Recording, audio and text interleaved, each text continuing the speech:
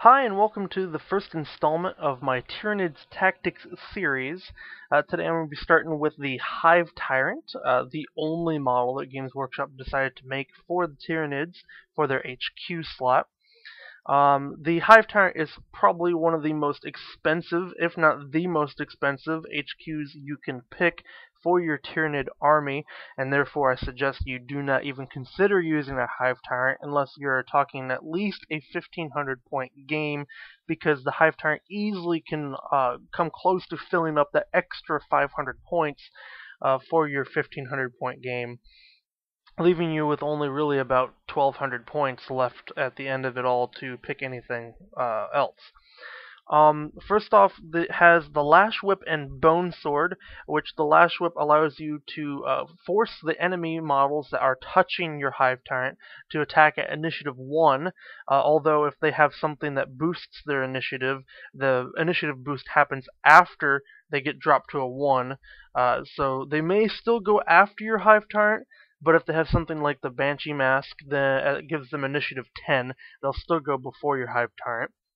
The Bone Sword, being a power weapon, does not really gain any benefits from the power weapon aspect, but it does force any model that takes a wound, just one wound, from the Bone Sword to take a leadership-based test, and if they fail it, they are automatically killed, unless, of course, they have Eternal Warrior. Scything Talons, one pair of Scything Talons allows you to reroll ones, and two pairs of Scything Talons, which you can replace your Lash Whip and Bone Sword for free with the Scything Talons, will allow you to reroll all missed hits. However, I would keep the Lash Whip and Bone Sword and either replace the Scything Talons or keep the Scything Talons base.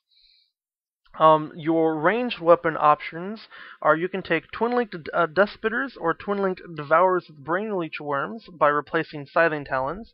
And so if you do replace your Lash Whip and Bone Sword with another pair of Scything Talons, you can take two pairs, or you can take a pair of Twin-Linked Death Spitters or Twin-Linked Devourers, giving you a total of 6 shots in shooting instead of only 3 if you only took one pair, and they're all Twin-Linked. Death Spitter's Strength 5, Devourer's Strength 4, but cause pinning, and they're both the same point cost, so both are decent choices if you want to make yourself have a shooty Hive Tyrant, and then just use it as a Synapse and Psyker, and then not really an Assaulter, which is a very good way of taking a Hive Tyrant, not what I usually field, however. Your other ranged options are the Stranglethorn Cannon and the Heavy Venom Cannon.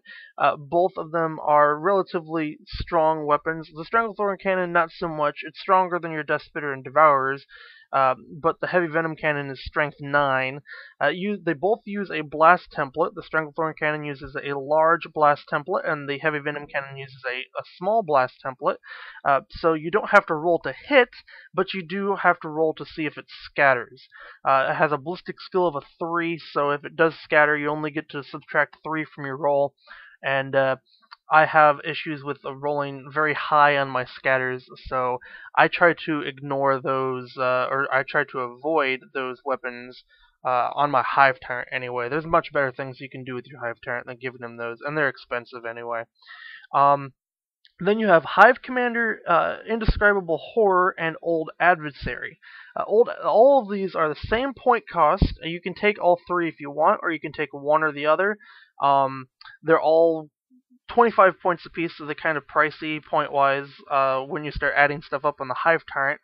A Hive Commander, in my opinion, is the only one I would take, but I would also only take it if you are using a reserve army, of course, because it gives you a +1 to your reserve roll, so you come in a lot quicker. Indescribable Horror, it makes it harder for your enemy to assault you. They have to pass tests. If they fail the tests, they don't get to assault you. Old Adversary gives your anybody within 6 inches, any of your models within 6 inches of the Hive Tyrant, preferred enemy. So this is good if you're going to make your Hive Tyrant be a melee Hive Tyrant. I wouldn't really bother if you're going to make it be a shooty Hive Tyrant. Adrenal glands, toxin sacs, acid blood, implant attack, toxic miasma, and regeneration. The only ones in this entire list I'd even bother looking at, honestly, would be adrenal glands. That would be the only one I'd even take. Adrenal glands, you get a +1 to your strength and a +1 to your initiative when you charge in. The initiative isn't really going to be a problem, especially if you're using the Lash Whip. But that +1 strength, again, I mean, it's got a strength 6, so you probably won't need the adrenal glands, but strength 7 means that you glance on a 3+ on rear armor of vehicles, and you penetrate on a 4+. So it makes it a lot easier to destroy vehicles. In addition, it's a monstrous creature already, so you already roll 2d6. So now you can probably go ahead and take out Land Raiders with your Hive Tyrant. And this goes for any monstrous creature that you can give adrenal glands, for that matter. That as long as they have a strength 6, then you're going to be able to punch Land Raiders no problem if you give them adrenal glands. You just have to keep backing up and reassaulting every time. As far as acid blood and toxic miasma, they both kind of do the same thing. Toxic miasma, every single assault phase, they do they force tests on the enemy, and failed tests cause wounds. Acid blood, if you take wounds, they cause hits back on the enemy that they may pass, but it's potentially more hits. I'd avoid both of these just because they do get a little bit pricey when you start throwing stuff onto your Hive Tyrant.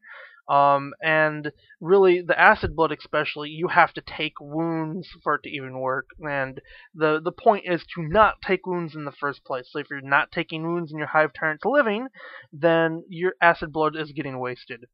Implant attack, completely ignore this ability. It's not really going to help you at all for your Hive Tyrant. Some people might like it on something like their Broodlord or something like that later on, but really Implant Attack won't help you at all on your Hive Tyrant.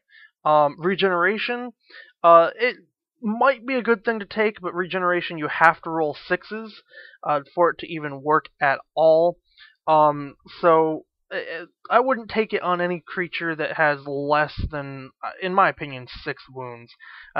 I mean, you roll a d6 for every single wound that you're down.